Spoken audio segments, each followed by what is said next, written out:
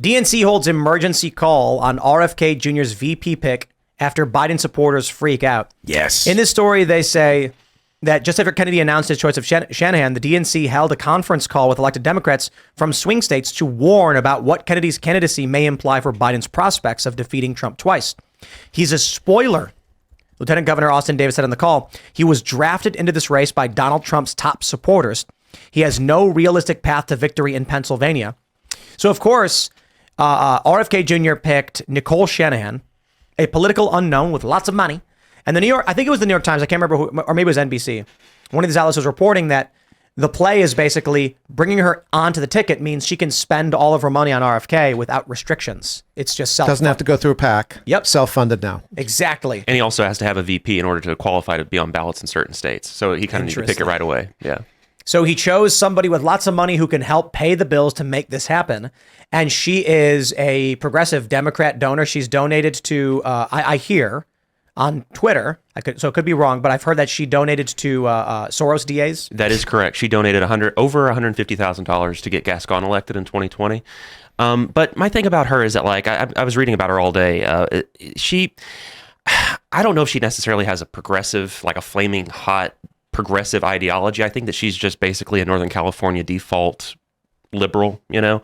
I mean, nothing that she said in her speech was necessarily alarming in terms of like, oh, wow, we have a real, left-wing firebrand on our hands here. I think that her politics are pretty much just like whatever the mainline California, Well, maybe that's one of the reasons the DNC is so upset, because that's a cash cow for them. And she's young. Liberal Bay Area, liberal Northern California. Yeah. And RFK, she's going to have some inroads into that fundraising base. Well, he said, one of the things that he said in the announcement yesterday is that she knows Silicon Valley inside and out, which I thought was an interesting comment. And that might have played a role in why he chose her. Interesting. Yeah. But does that mean she can pull favors or something, or what is this? I would hope so. I mean, at least in terms of his perspective in this campaign. The people who have money to give in Northern California, they don't have an infinite supply of it. It's a fixed, it's a zero-sum game. It's a fixed amount of money that they have to give to political causes. Right. If she gets them first, she gets some of that pie that might otherwise gone to the DNC. Yeah. So, and she also distinguishes herself in regards to being a kind of an RFK True Believer, because if it wasn't for her, then they wouldn't have had that 30-second Super Bowl ad. Yeah. She was kind of from what I read in the New York Times, she was kind of like one of the guiding geniuses behind that ad, and like this idea of taking that vintage JFK thing and putting it in there. The ad cost about $7 million. I read that she put up about $4 million for that ad. So yep. I'm just going to call her vice president. Go get my purse. That's exactly the role that she plays. Yeah, it does seem to be the case. Honey, I need $1 million. But now it's plainly obvious RFK's ticket is to pull from Democrats. Yeah, which is awesome. There's no way he doesn't know that, though.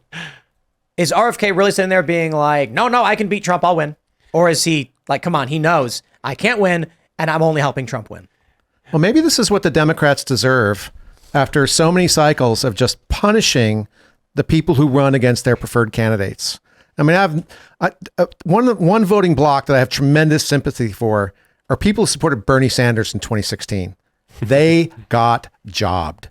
The DNC is in the business, then even in court filings, saying that we don't have to abide by the results of our own elections.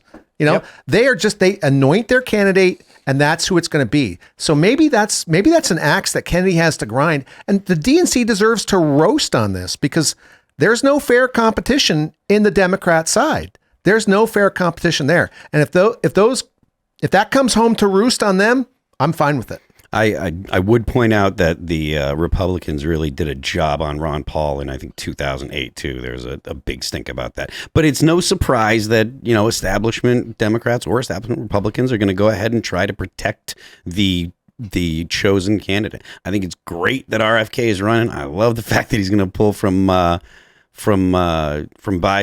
I think it's a win for anyone that doesn't like the woke or the left. That RFK is going to pull from Biden. Yeah. I think RFK's selection as a vice president, because she's going to have enough money to keep him in for as long as she wants, and I do think that he's going to end up pulling from Biden. I feel like when it finally comes down to around election time, everyone's just going to be confused and shrugging, be like, we have no idea what's happening. Like, the polls don't make any sense.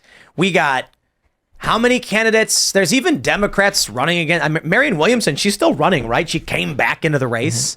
What? Why? What's happening? What is going on? And maybe Maybe everyone's just throwing spaghetti at the wall to see what sticks, and then World War III starts. Well, that's 8 more months, so you'll have another 1.2 million, 1.3 million illegal aliens entering the country by then. I mean, so it's not all happening in a vacuum. I mean, the effects of that are just going to continue to magnify. And recently, Laken Riley, Ruby Garcia, we're hearing the names of the people who are being murdered, the people who are being killed at the hands of illegal aliens who should not be here. In the case of Ruby Garcia, the person who killed her, deported under Trump, let back into America under Biden. And, it's so sad because, Tim, it's not just these individual people. There are so many angel mothers and fathers out there, so many angel families. And these are just of the people we know of who are victims of crimes that have like a perpetrator that you can see. Now count all the people who die from the drugs that come across the border. Define, what is angel family? An angel family would be somebody, in this definition what I'm using is someone who has lost a child to crime from an illegal alien in the United States.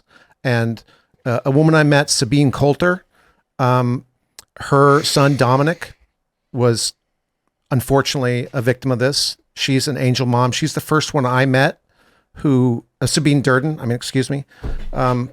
So she's the first one. I just know her as Sabine. It's hard for me to remember her last name. Every time I see her, it's tough because I know what happened to her son. She gets up and speaks about him with such passion. And there are so many other parents out there that have this same thing, and they don't have the opportunity. They're not able to do it. And it's a huge problem. Democrats are gearing up for 2032. The point is that I believe the next census is 2030, right? Yeah, I think so. I'm pretty sure. You bring in as many non-citizens as possible. That way, when it comes time for the next census, you will bolster your electoral and congressional seats, electoral 100%. vote numbers and congressional seats. It's cheating. It is burning this country to the ground to cheat because their policies don't work, but they don't care. It's abject evil. Yeah, and you're only as soon as they have the super majority and as soon as they have all 3 houses of government, they can flip the switch, mass amnesty. Yep. Everybody's here to stay. Everybody gets to vote. And Sounds that's like what Rome. they're doing. But in the meantime, you're exactly right. People say, well, they can't vote now. Well, they can't vote now, but they are going to impact in the census, and that's going to reapportion not only the Congress, but the electoral votes as well. Electoral votes will shift as the population shifts. So you're 100% right. That's what they're setting up. We did a culture war episode about the Roman Empire, and there was one period where one of the empires just said, okay, everybody's now a citizen. They can all vote, and added like 24 million or some ridiculous amount of people. Well, maybe it was 24 million, but it added a ridiculous amount of people in the empire who all of a sudden had voting rights and access to public utility, like public funds, and it contributed to. I want to be careful there because everyone's always talking about like, oh, it's like the fall of the Roman Empire, America, and all that stuff. Yeah, and it's like which fall? The Roman Empire was a very long time, so there were a lot of things going on. But this is one of the things that happened: mass amnesty. I think that if Trump does not win, you'll get mass amnesty instantly. I think. Depending upon what happens in the Senate and the House. Yeah, I agree. But if Trump doesn't win, look, there's a possibility that people will be like, I'm voting, Republican for Congress, but not for Trump because I don't like him. Maybe. But I don't really see that this time around. It's the hyperpolarization means either Democrats ballot harvest their way to victory again or Trump wins. But if Trump wins, it's going to be Republican. If Democrats win, it's going to be Democrat. So this one is it. If the Democrats take the House and the Senate, to be fair, the Supreme Court is still largely conservative, so that holds things back a little bit. But they will, I imagine they will, if they get the Senate and the House, they pass amnesty, then Biden signs it, and then it gets legally challenged to the Supreme Court, and it's a protracted legal battle. If Trump wins and the Republicans take the Senate and the House, this ends. It'll still go to the Supreme Court, but it doesn't matter because the moves will be in the opposite direction to end the crisis, to protect our borders, to improve the economy. And Trump may not be perfect. He may not get the job done 100%, but it's moving in the right direction. Not to mention foreign policy. Let's just cheer for Trump foreign policy. No wars in 4 years. Hey. Yep. And now how many did Biden get us into right when he got we ramped up Syria, Ukraine, now the Red Sea, potentially Iran. All of the stuff that they said was going to happen when Donald Trump became president, our geopolitical foes are going to see an opportunity, and they're going to take advantage of Donald Trump, and he doesn't understand, and he doesn't know, and da da da da da. The whole world was significantly safer because everybody was like, that dude's nuts. He might. Like, and that's really what it was. That they were like, he might. And like, everybody's like, Biden ain't gonna. Nobody thinks Biden will. Like, nobody thinks Biden will pull the trigger on anything. Do you think that when Donald Trump gets elected, he should start locking up all these Democrats that committed crimes? If they broke the law, I tell you what, Jaywalking? man. Jaywalking, like, you look at a kid. Improper use of turn signal? Right to jail. Right to jail, John, until we find out what's going on. Right to jail. I'm not willing to expand it beyond what they're already doing, but I'm absolutely willing to take it up to the level of what they are doing now. What about improper use of horn? Oh, man. Right to jail. I know a dude who got a ticket for that because we were skating at a skate park, and he honked to let us know that, like, he's like, come on, let's go, like, rah, rah. Yeah. And a cop was right there, and he gets out, and he's like, that's a ticket. Improper. You're not supposed to. Nope. Can't use a horn for that. I tell you what, man. Every Democrat, every single Democrat. Wait. Failure to return a library book. If they ever brought a video cassette back to Blockbuster and they didn't rewind it, be kind. Right rewind. to jail. Yeah. Right to jail. Guys, just until we make sure. Guy shows up to your house, and he's like, so we have it on good authority that in 1996, you failed to be kind and rewind. Yeah. Did you rip the tag off the mattress? Jail.